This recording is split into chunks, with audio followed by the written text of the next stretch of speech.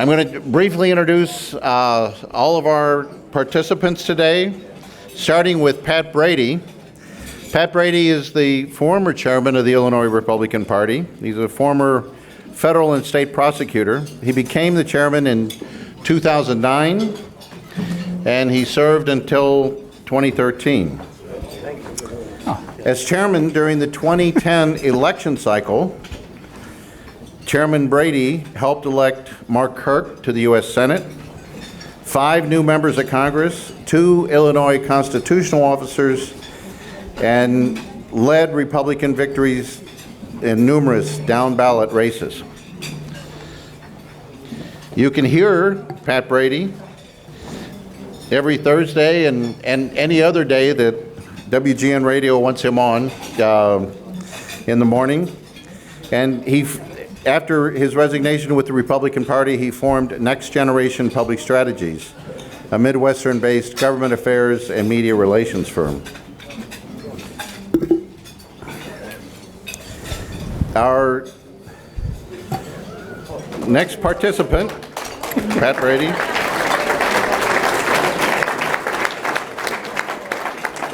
is just down the dial at AM 560, The Answer in Chicago. Dan Proft is on every morning, where he voices political commentary and has the morning drive show. Of course, we all know that Dan also ran for governor, was a gubernatorial candidate. He is a senior fellow at the Illinois Policy Institute, and he runs Liberty Principles PAC, which supports candidates committed to economic liberty policy agenda. And he is the co-founder of the Illinois Opportunity Project. Our discussion today, I should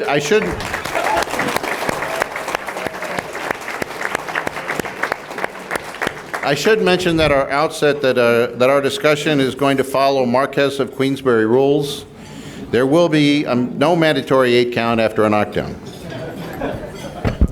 And it will be moderated by Tom Cross, who served ably in the Illinois House of Representatives for over 20 years, 1993 to 2015, when he decided to run for state office, state treasurer.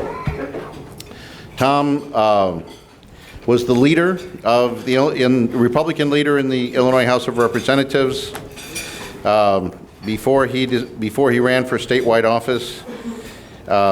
He is now a distinguished fellow at Aurora University, and he continues his public service as chairman of the Illinois Board of Higher Education. Tom, Dan, Pat, the stage is yours.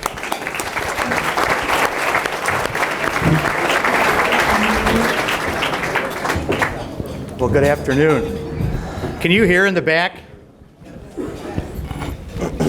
As long as you can hear and also see.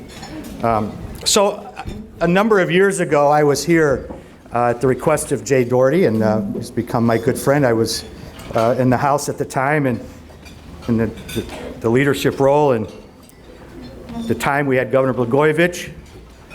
Emil Jones was the president of the Senate. Frank Watson was the minority leader in the Senate. I was in the House, and Mike Madigan was the speaker. And Jay said, before I came that day, he goes, "You've got to tell us what it's like in a leaders meeting with Rod Blagojevich and Speaker Madigan and and all the other people."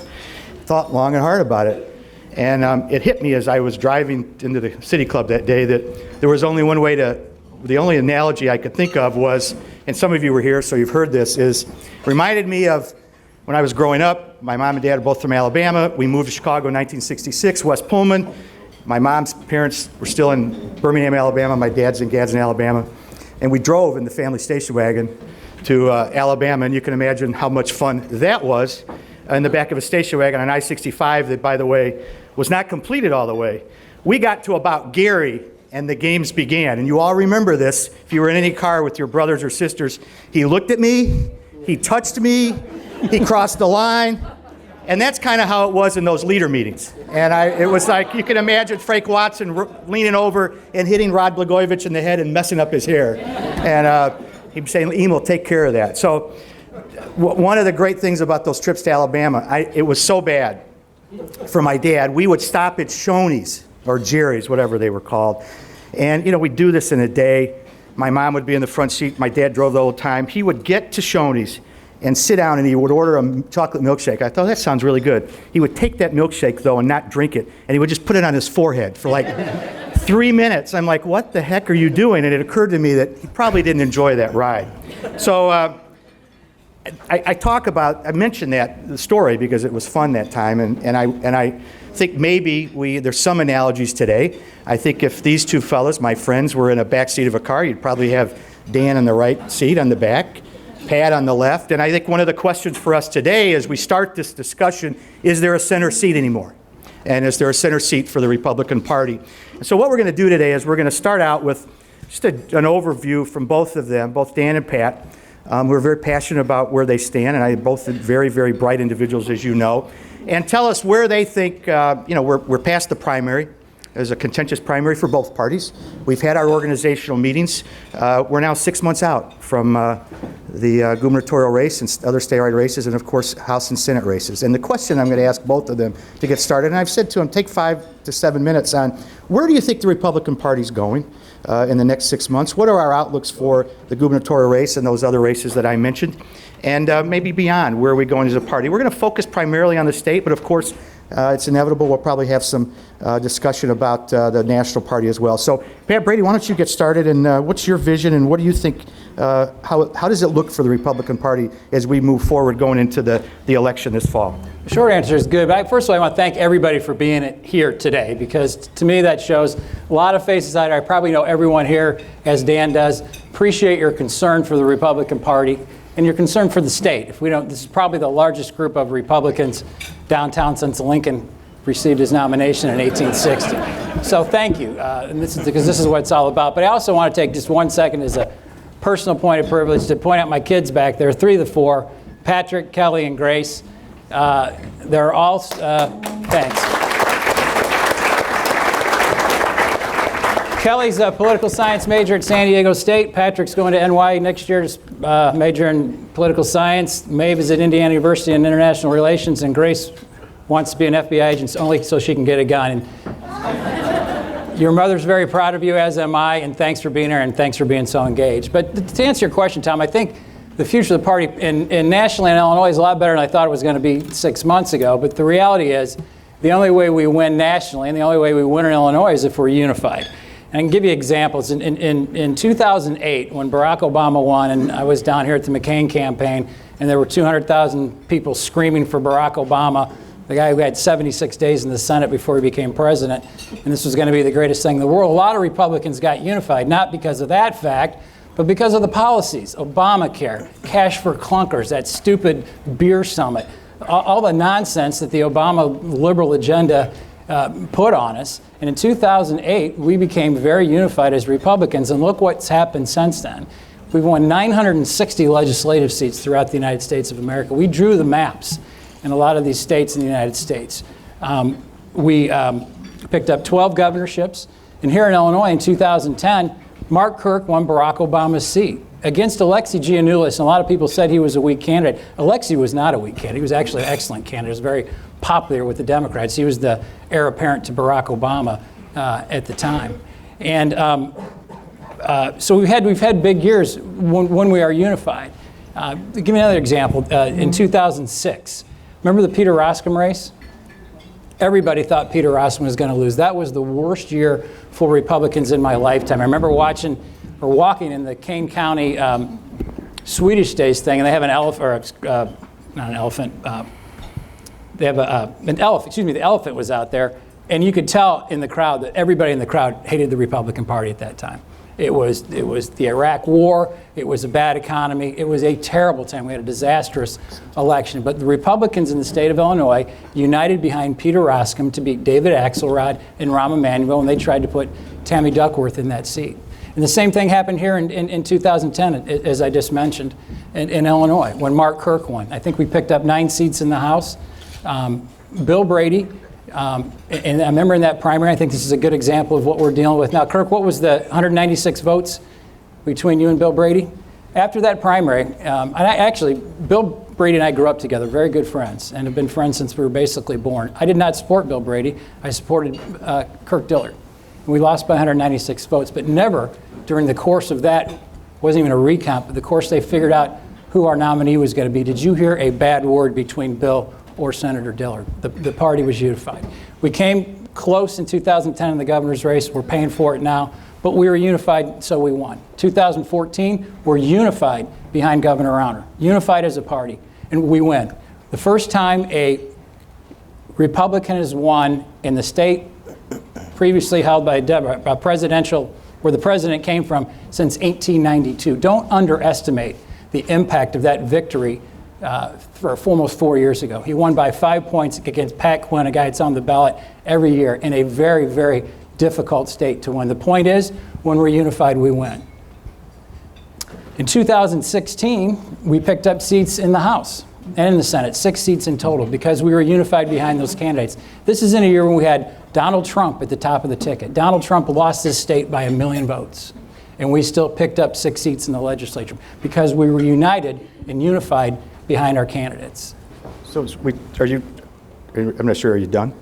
You want me to be done? Well, no, I didn't want to interrupt you. Go ahead. No, I'm not quite done yet. All right. Here's All the right. thing. Go ahead. Because listen, there's nobody that likes to joke and mess around more than I did. But No, I'm dead serious Yeah, I about wasn't this. joking. We are at, no, I'm kind of kidding. We're at a crisis stage here in this state, in this party. If we don't win this election next fall, as a Republican Party, we're going to be like New York, and we're going to be like New Jersey and California. Some of those states, not New Jersey, but California, New York, states where the Republican Party doesn't matter. Now, people make fun of the Republican Party. They did it when I was a chairman, that we're irrelevant. We were very relevant. But if we lose this race, and if we're not unified and we lose this race, we're in big trouble. And the Democrats know it because they have aligned themselves behind probably the worst candidate right now in the country running for governor as a Democrat. The Oppo book on J.B. Pritzker is 8 volumes thick. Everybody knows it. But the Democrats don't like what Republicans stand for. They don't like reform. They don't like our tax policy. They don't like term limits. They want to keep the status quo. And if we don't unify as a party, and everybody in this room, and get behind our candidate, Governor Rauner, we will not win, and this state will not be a place where we can live. I'm done, Tom. All right.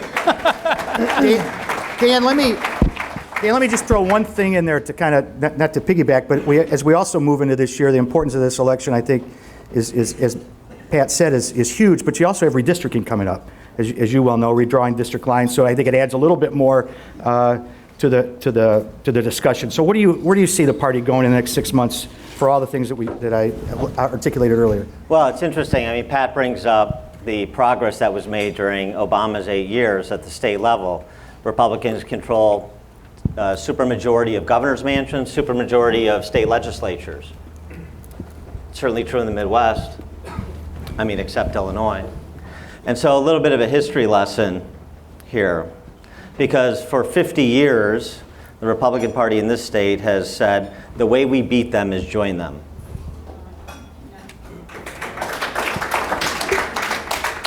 It started with Dick Ogilvie, a Republican governor, giving us the state income tax. And then you can take that if you need to.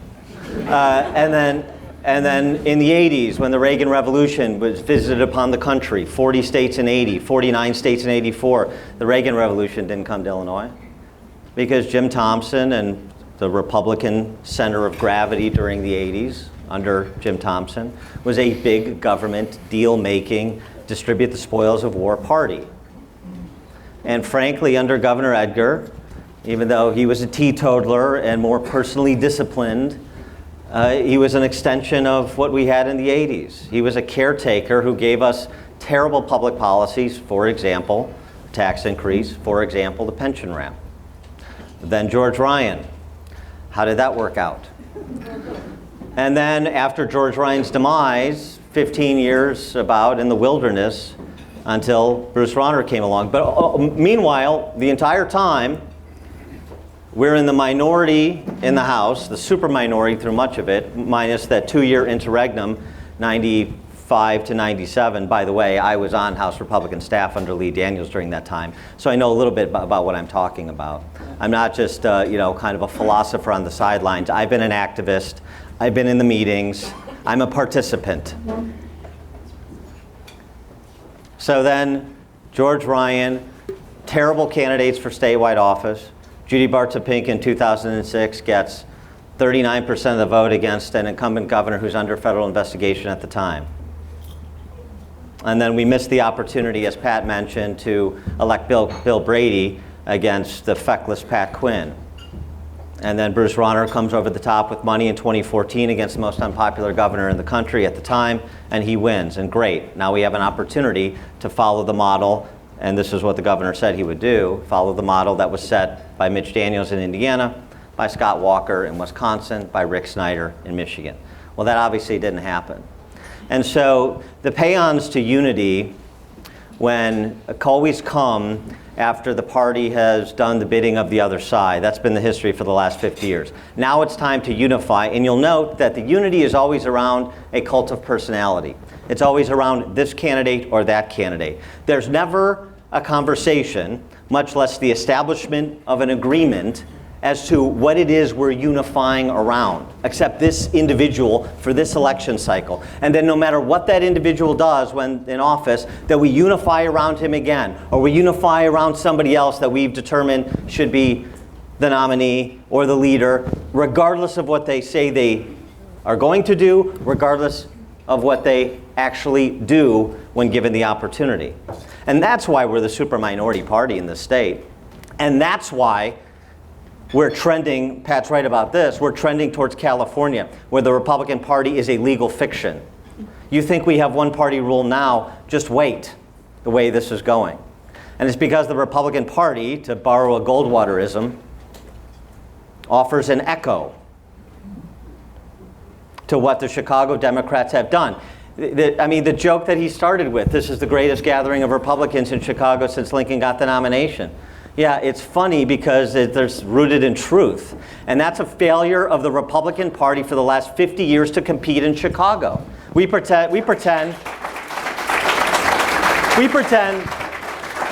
that this 3 million person hamlet can just be ignored.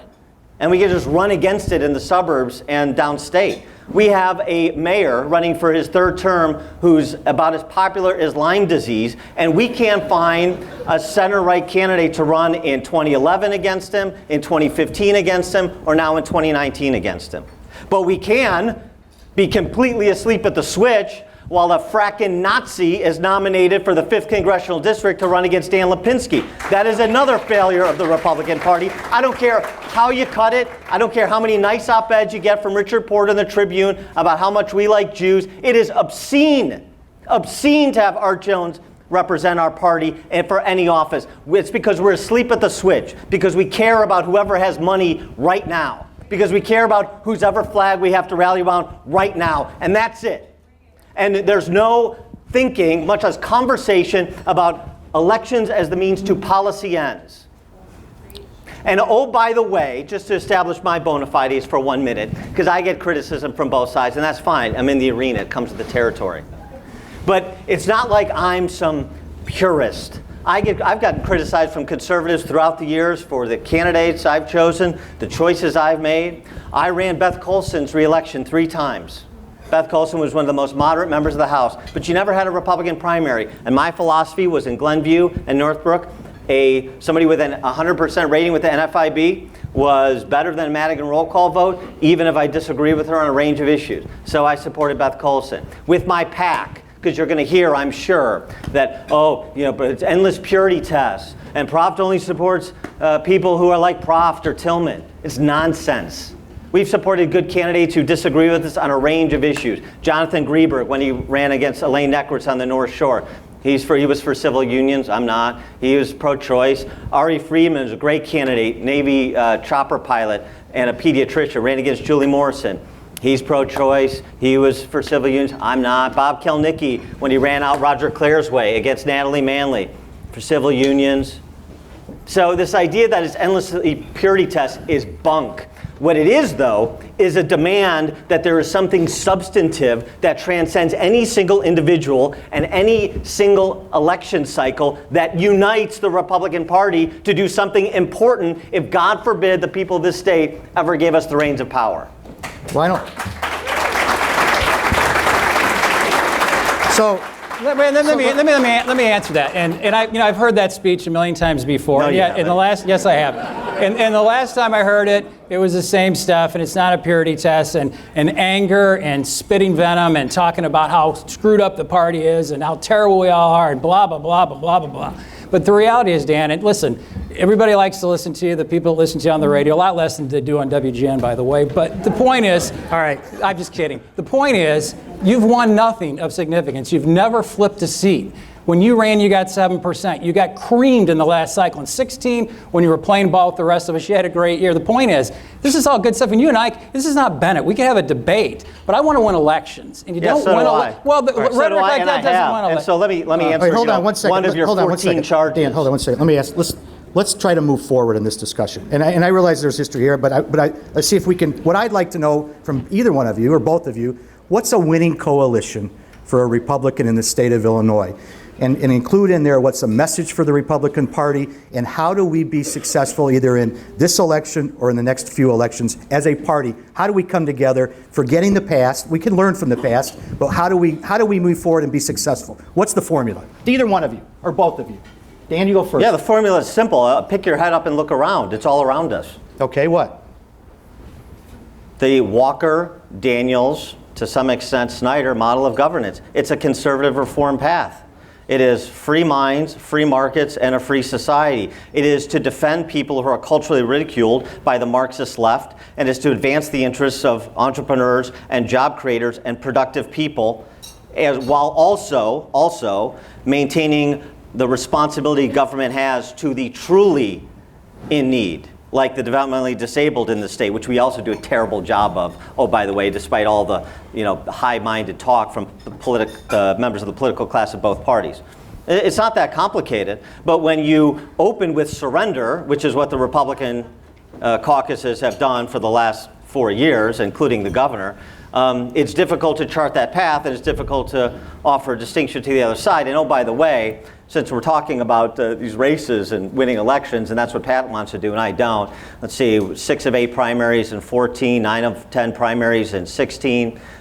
We were in 16 of the 21 races we were involved in this cycle. And Jim Durkin's floor leader right now, Peter Breen, was a candidate I supported when Jim Durkin supported incumbent Sandy Pihos in Glen Ellen. So we can talk about elections. You want to go to the scoreboard? Let's go to the scoreboard, and I'll talk all day. Yeah, well, I don't want to do that all day, but I will tell you in 16, when you got off message and got off the party and started going on your own and doing the same thing you're doing. That's not true. I'm going to finish. No, that's not true. Yeah, it is true. Sam McCann, we backed an opponent to Sam McCann in the primary at the behest of the governor. Yeah, well, here's a good point that nobody really knows. And I'm here to talk about winning elections. I don't want to have some big. Doesn't sound like you are. Well, yeah, I am.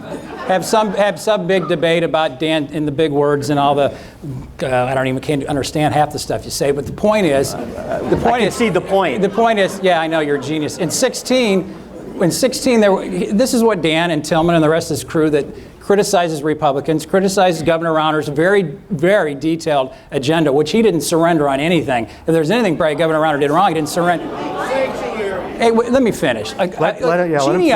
Jeannie Ives, 2 days before the primary, Jeannie Ives, and I got a lot of respect for Jeannie Ives, she said that she agreed with all of the governor's reform agenda. The only thing she didn't agree with is the Trust Act and HB 40. So she agreed with the governor 95% of the time. Jim Durkin stopped 130 pieces of Madigan legislation since Governor Rauner's been governor. So to suggest that somehow we're a surrender of Republicans, that's just Dan's way of saying, if you don't agree with me, you're not a good Republican, which I get sick of hearing, and we shouldn't support you. Listen, we can have very intellectually honest and sincere debates on both those issues and disagree but still be friends. But when you support 95% of the governor's agenda, like Dan used to until the governor wouldn't give him the money to run the races. That's not true. Yes, it is true. It's absurd. Well, it is true, Dan. It's absurd. You don't know what the hell you're talking about, as per usual. Yeah. And let me tell you something else. 95% of the races. You want to talk about issues? Let's talk about issues. Let's talk about it.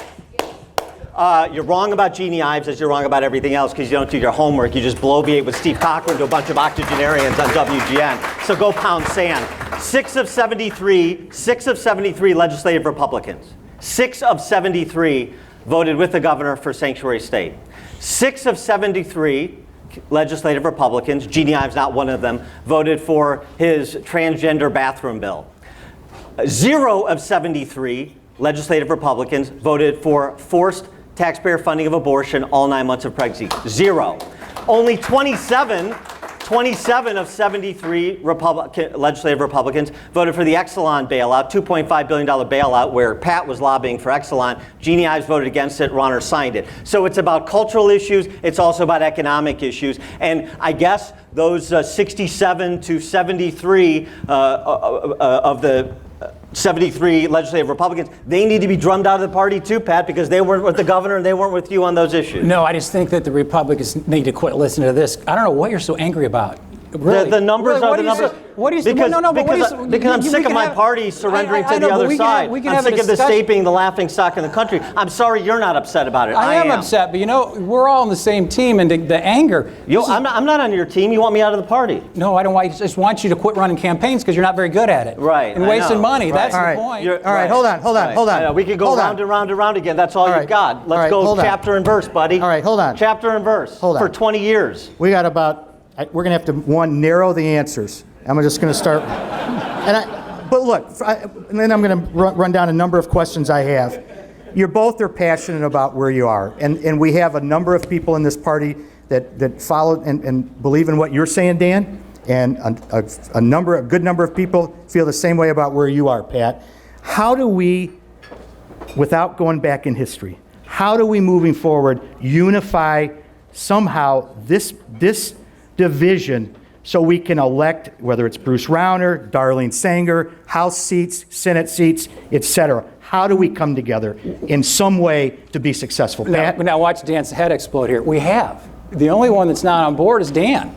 The party Tim Schneider has they reached a compromise after the election, recognizing the great gains that Jeannie Ives made, and put a very conservative Mark Shaw in a spot at the state party. And I think most Republicans want to win. Most Republicans don't want a progressive income tax increase. They want property tax relief. If we elect J.B. Pritzker, we're going to get all these things and more. They're talking about giving this progressive income tax increase. One of the proposals that's going on in Springfield right now is to increase taxes on people making $17,000 a year. I think Republicans are united. My whole point with this discussion is we can't be angry, screaming, yelling all the time and expect anybody to vote for us. They just think we're mean. Yeah. Dan? Right. But we can expect to unify the party and present an attractive offer when Pat is running around saying John Tillman, Dan Proft, everybody who disagrees with me is a hater, and just dismissing all of the policy concerns of the conservative base of the party and telling people to get out. I mean, if the party's unified, Pat, I'm sorry, I guess this lunch is dismissed because we have nothing to talk about. The party's unified. I'm the only holdout. I apologize for wasting everybody's time. Everything's good. Everything's good. Everything's good. We are on our way to supermajorities and Republican governors as far as the eye can see. And anybody who believes that, please, you're welcome to leave and get on with your day. My whole point is, this is not how you win elections. Right. This is not how you appeal to suburban Calling me a hater. Calling John Tillman a hater. That's how you win elections. No, you know how you win. You don't win elections by putting up that transgender hate ad. You don't win elections like the Policy Institute by putting up that racist cartoon. You don't win elections by taking a stripper pole billboard and putting strippers for Durkin and run it in front of his daughter's high school when the kids got out of school. That's how you don't win elections. I can argue with Dan all day and have a blast and walk out and have a couple beers. The point is, I want to win. I want to win elections. And listen, I'm every bit as conservative as Dan is. He is not the voice of the conservative. Yes, you are going to bet. You ask me any question on I'm every bit as conservative as Dan. I'm pro-life. How do you like that? Is that okay for you? Yeah. All right. Hold on. Time out. Let's ask. I'm going to go down and do a couple questions. Well, the whole point of this, can I just say one thing? The whole point of this is this is a binary between me and Pat. It's not a binary between me and Pat. Hate me, love me, hate Pat, love Pat. Who cares? It's the trajectory of the party. What kind of Republican Party do you want to be a part of? What kind of state do you want to live in? It's your call. It's not my call. And it's not Pat's call. All right. All we can do is present options. All right. Short answers. Look at all these things. Here we go. Why is the level of civility in this country, not just in Illinois, but in this country, it's such a low level? Pat? I know they've gone back and forth, and it's not. Yeah, I don't even mind. them. Listen, I don't mind going. It is at a low level. Why? Yeah, no, you know what? People, I think, talk about that too much. I don't mind having arguments with Dan on anything, and I think it's healthy and it's part of the process. But to me, it's a matter of respect. And the things I was talking about before that came out of the Policy Institute and Dan's campaigns, those are disrespectful. And when you put up a transgender hate ad like that, it goes. Hate. Well, yeah, in my opinion. I disagree. Well, that's fine. That's good. right. That's why we're here. Let me finish. But the point is, when you do that stuff, you not only lose the people. Jeannie Ives probably could have come close to winning that race had she not done that ad. She lost the Trib endorsement on it. Could have come close. No, I mean, she come lost close. by 18,000 votes. Well, whatever. But I'm saying that maybe she could have won it, but she would have had endorsements and people that were willing to give her a look because they're unhappy with the governor. Obviously, some of the people here might have given her a second look, but you put this hate ad up, or you put that racist ad that the IPI put up, or even what you did to Jim Durkin, where you're spending $2.1 million in a race that never got within 30 points. I mean, that's not how you win. It's just stupid. It's not good campaigning, and people don't like it and they turn off. So Dan, that's why. civility. That's from someone who's been around campaigns but hasn't run campaigns. The ad that Jeannie Ives did, that we did on that campaign, is the only reason she had a chance to win at the end. That's the fact of campaigns. And if you talk to actual operatives, they'll largely tell you the same thing. We aren't going to. You don't win races. With all due respect to John and Kristen, you don't win races, Republican primaries or races in general, banking on the Chicago Tribune editorial board. I'm sorry, they just don't carry that much weight. This is a money game and a pierce the veil game when it comes to running insurgent campaigns against a guy with $100 million who's been governor for 3 years and $50 million in the bank. I hate to break it to people, but that's how it actually works. So you're proud of that ad? All right, Dan. Now, let me ask you, Yeah, are you proud of that ad? it was an illustration of policy choices the governor made. That's what it was. President Trump, good or bad for us as we move into the fall election? Dan? President Trump, good or bad for our Republican Party here in Illinois as we go into the election in Look, I think November? I think he'll be uneven around the state if you're thinking about legislative races. I think that he still has a lot of popularity downstate. I think he has popularity in pockets in suburban districts that are winnable.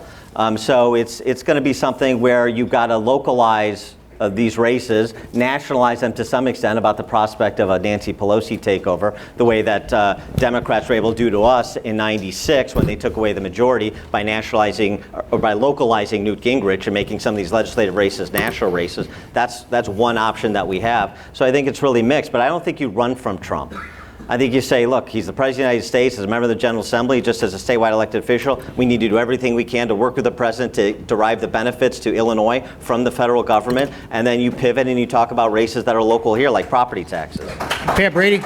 I agree completely. All right, we're done. He just said he agreed with him completely. I think we stop on that note, a high note. All right, next question. This is from Rebecca Shee, Illinois Business Immigration Coalition. Why is the Republican Party opposed to legislation that could support hospitality and agriculture industries? Pat Brady? I don't know any specifics that are. I don't. What's the legislation? Yeah, I don't know. Could be DACA, anything dealing with immigration. I apologize. I'm sorry. I said immigration. Yeah. I was not specific.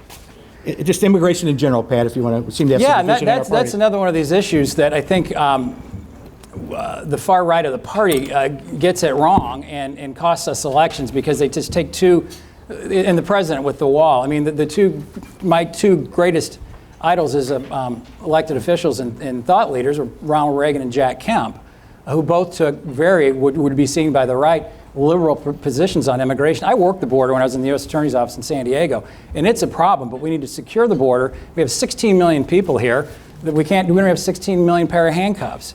But we can't demonize everybody that's here and call them rapists and murderers and the things like the president does. We need to figure out a problem. That's not what he said. That's not what he said. But in this state, it's interesting. I travel a lot of the state, and I've probably been to every county.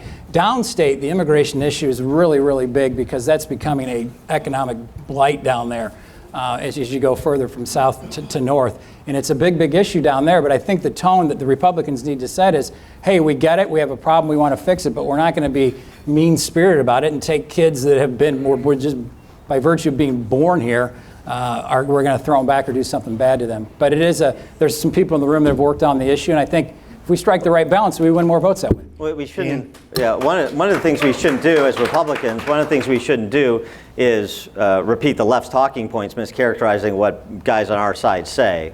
That's number one. Number two is it's a rule of law issue. I'm a pro-immigrant conservative, as most conservatives are. People who want to come to this country to build a better life for themselves, add value to this country, super fantastic. I don't believe in caps. I don't believe in any of it.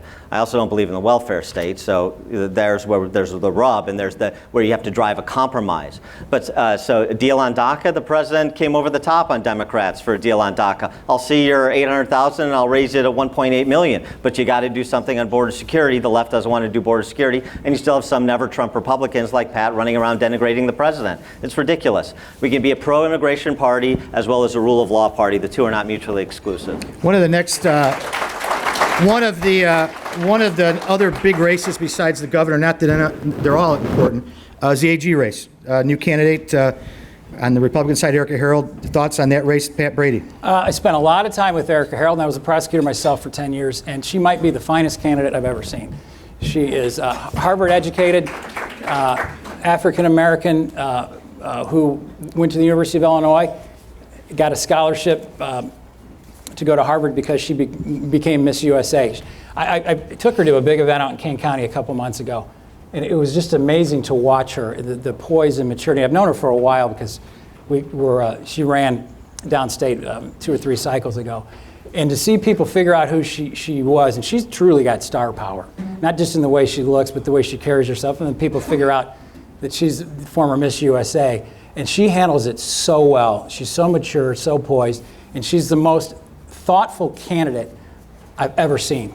There was some issue came up a couple weeks ago where it was a knee-jerk reaction by her opponent. Erica sat out for 24 hours, read the law, and gave an absolutely perfect response. So as we go forward, I want to talk about the party. If you want to build a party around somebody that could go all the way to the top and appeal to a lot of people that we don't appeal to right now, Erica Harold's your candidate.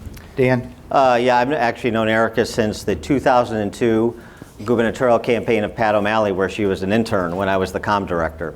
So I've known her before she won Miss America. So I've known her a long time. She is super sharp. She is a true, real deal Christian. She is not somebody who just talks it, she walks it. That's how she's lived her life. She would be a fantastic attorney general. She's a fantastic human being. I agree with Pat that she has the potential to be a party leader someday. And the real question we should be asking about down ballot candidates like Erica and legislative candidates is not the Trump effect, but the Rauner effect. Yeah, that's just not true. I know it's a talking point for the WIND, but it's just not true. I've seen the numbers. J.B. Pritzker doesn't poll as well as everybody think he does, and actually Governor Rauner polls a lot better. I think we kind of turned the corner last week with the way he handled the gun issue. So people want to give up on Governor Rauner. We got a long way to go, and a lot of the things he's done, 80% of what the governor, 70% of what the governor does, most people don't hear about. And a lot of the reforms that he's made within the operations of state government, including who gets access to meetings and who gets into the RFP process and the rest of it, Governor Rauner's done a great job of cleaning up. So as this campaign unfolds, you're going to hear a lot more about what he has done. And I don't think he's going to be a drag on any part of the ticket. So real quick, this should be a quick one. Besides Erica, who are the future of the Republican Party, farm team? Who do you see coming up? Tom Demmer's going to be president of the United States one of these days. We have a lot of good young people. Dan's recruited some of them. We have Nick Sauer, Avery Bourne in the House, Jason Barrickman in the Senate. A lot of good, young, talented people that really want to do the right things. I'm leaving people out there, but I apologize. But we have a very good group of young people that are committed public servants. Dan? Yeah, we do have some conservative backbenchers that I think have a lot of upside potential. Nobody that Pat named, but because they actually got elected. That's right. Oh, no, sorry. I'm talking about incumbents like Peter Breen. Yeah, good guy, great guy. And Mark Batnick. So I am talking actually about incumbents. People got elected. You know what? Peter Breen, you couldn't get anybody better. Peter Breen is a quality human being. You're welcome, since I had to run him against Durkin. But that's back when you were working with us, not against us. I was working against you because Durkin supported Sandy Pios. You forget. You don't know your history. Yeah, I do know my Check your history. D2s. Yeah, I will. Yeah, check your D2s. So Peter Breen, Mark Batnick, Keith Wheeler, Randy Freeze, downstate Quincy, this guy who's going to be replacing Reggie Phillips in the Charleston area, Chris Miller, is a standout guy. So, there's a good 15 to 20 conservative reform types that I think want to put their principles into policy action in the House and the Senate, but that's not enough. Here's a question from Ed Backrack. In 1995, the Republican governor and legislature made Chicago municipal elections nonpartisan. How did this help Republicans in Chicago? How did it help Republicans That's in the Chicago? question. It didn't help Republicans in Chicago. It absolutely didn't help Republicans in Chicago. And, you know, making it nonpartisan hurt, but it's overcomable. And the first thing you need to do is, you know, nominate somebody who believes in center-right policies. And again, we haven't had a serious adult center-right candidate for mayor of Chicago since Don Hayter in 1987. And that is an indictment of the Republican Party. I don't care how you cut it. And oh, by the way, just one point of order, you know, as much of a problem as I apparently am to the, you know, established order of things and how things are supposed to work smoothly in this state, I've never had a party title. As Pat said, I'm basically irrelament. So no, you've never been. No. You've never been elected to anything. I know. That's I haven't been saying. elected to anything. I haven't had a party title. Why are you worried about me? You guys got it. You got it all handled. Don't sweat me, man. You got it all figured out. No, we don't have it all figured out. But but you're the only one that's not. We've gotten. Who cares what I think? I don't. But I know. So who cares? We've gotten. So why are you worried about me? Why are you obsessed about me on GN? I don't think I've ever mentioned your name on WGN. You mentioned it 15 times on election night. Ask anybody in the crowd. That's right, because you had such a miserable night and went after. So you do care about me? No, because I know my point. Well, which is it? My point is. Do you care about me or not care about me? Am I relevant or not relevant? You know, deep down, I love you, Dan. You and I played a lot of golf together. I don't go that way. My point is, you listen to this stuff, we lose. This is not our winning coalition. We can't be angry far right. These guys have cracked the code on the winning coalition. No. Can't you see it all around you? Dan, when you ran the same campaign... Are you tired of winning in Illinois?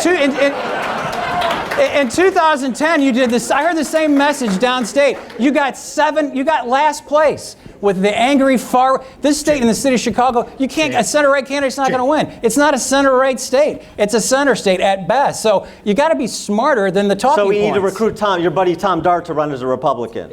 Or what is it we need to do in Chicago? Why don't we do anything in Chicago? You were state party chairman for 4 years. What'd you do? Because you got to be smart and focus your resources. What'd you do? Where you can, I did a lot. In 2010, we had the best year and raised more money than anybody. But in Chicago? Yeah, you've raised money for yourself, but you've never raised money for the party. The point is, you got to. I spent $50 million of other people's money on other candidates in the last 6 years. What the hell are you talking about? I know you didn't. Knucklehead. Yeah. You know what the fuck you're talking about. Hold on. This is what I'm talking about. Now that there, that swearing. Oh my God. Oh heavens! Oh, you drop an F-bomb at the city. I have another question. Should I tell them the stories you tell me on the golf course?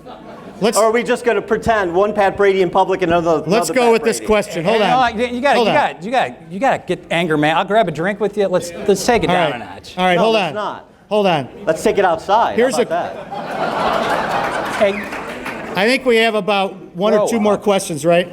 We're about done. All right, here's a question from Richard Porter. If you're both in the back of Tom's family station wagon, this is pretty good, Richard, and could tell his dad to go to a historical site to make a point to the other, where would you go and why? Wait, what? Huh? It's a good question. If you're in the back of the station wagon, it can be anybody's, and you were going to go to an historical site to make a point to the other, where would you go and why?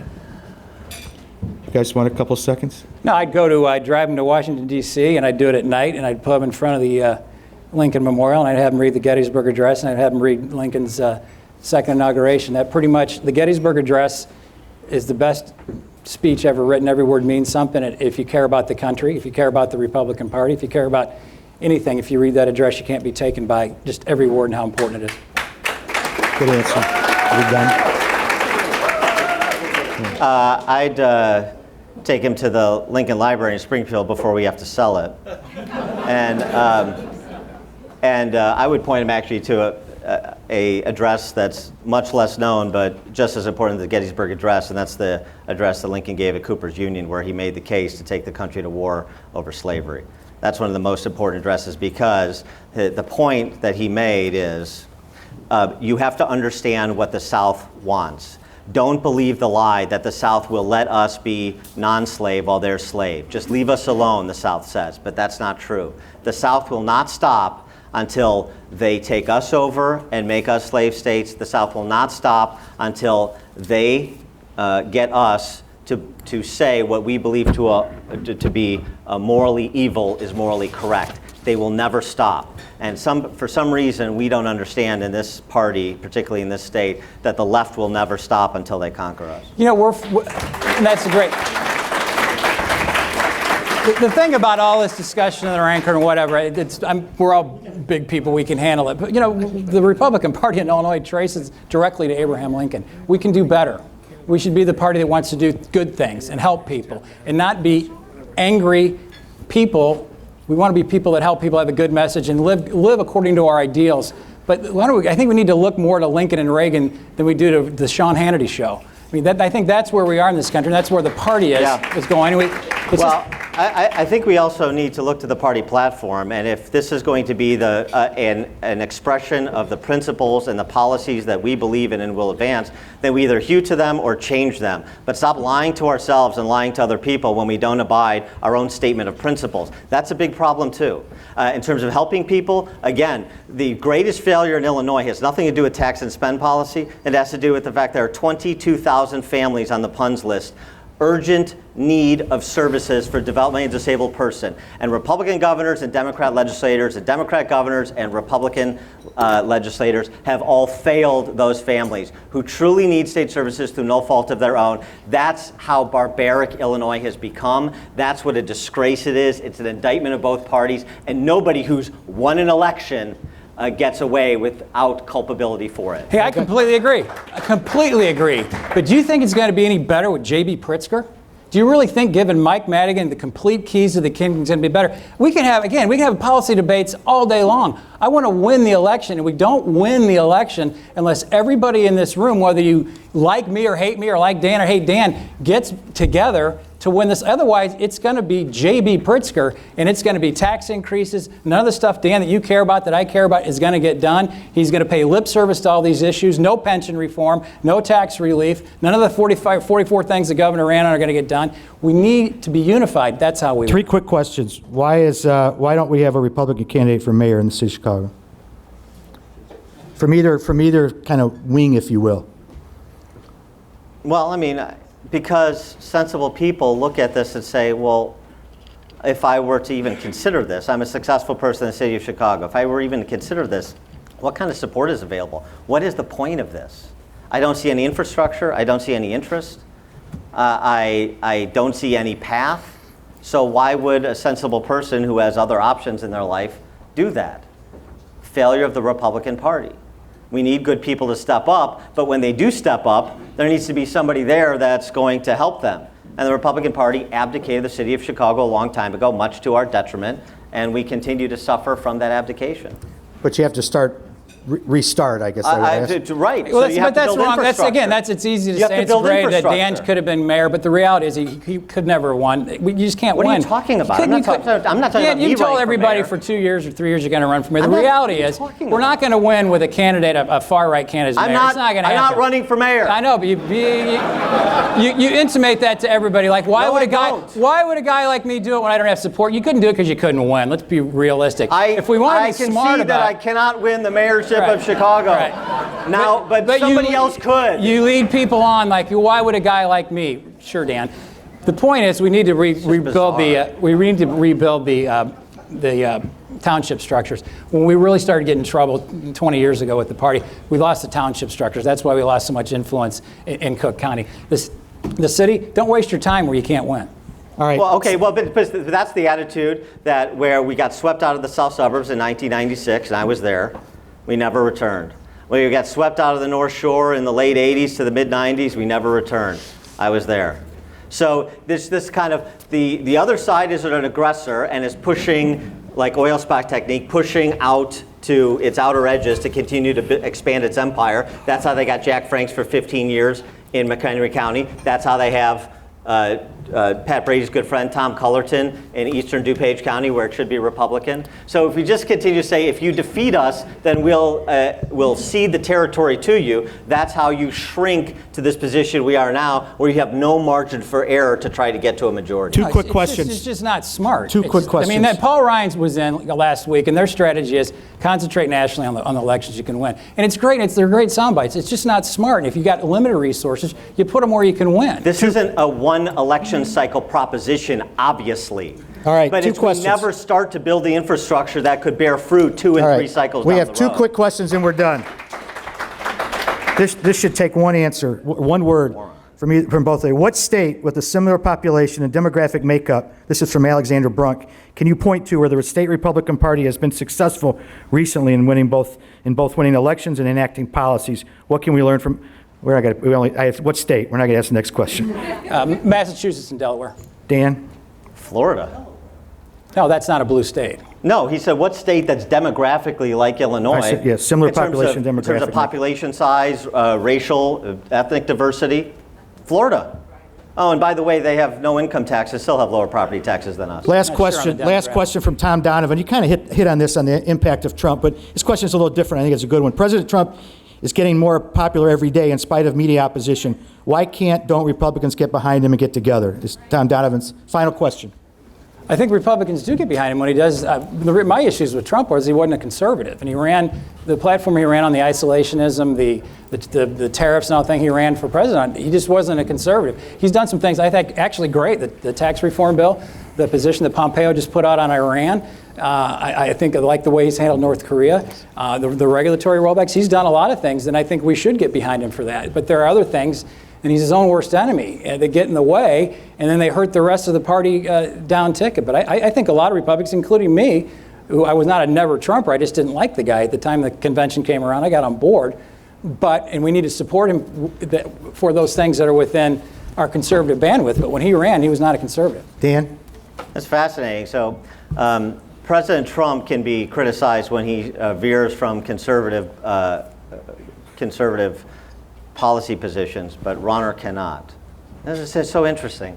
Who gets which passes? That's so interesting here. One of the things that we need to do, as I said, is embrace the momentum that President Trump has from the conservative grassroots and populists who despise the ruling class, because we've got a really despicable ruling class in this state, and they should channel that. And doing things like we're done most recently with members of the House Republican caucus signing on and some refusing to not oppose a resolution objecting to Trump's infrastructure plan, that's not very sensible. But this is what happens when you have a Republican Party where it's every man for himself, and there's no leadership, and there's no structure, and there's no organizing principles. That's what you have. You have a Republican Party that is in the super minority and will continue to be until they decide to chart a different course. This is the choice going into 2018 and beyond. It is either going to be oblivion, California style, or it's going to be conservative reform and a resurgence like the rest of our Midwestern states. That's the choice. And embracing Trump's kind of neo-conservative populist coalition is going to be part of that. You know, it's so interesting to listen to that. That you really think that if Bruce Rauner wins, there's all of a sudden this state's going to go from being center or center-left at best to a far-right state that's going to support the kind of rhetoric that you put out. It's just fantasy camp. It's a good way to raise money. I said nothing of the sort. Yeah, well, that's what you're saying. It's a straw man argument. It's going to be a resurrection. No, to me, it's just kind of nonsense. Let's deal in the realities of what we got here. We're a center-left state. Wisconsin. All right, we're done. You both. So thank you both very, very much. I didn't get all your questions. I'm going to go get a milkshake.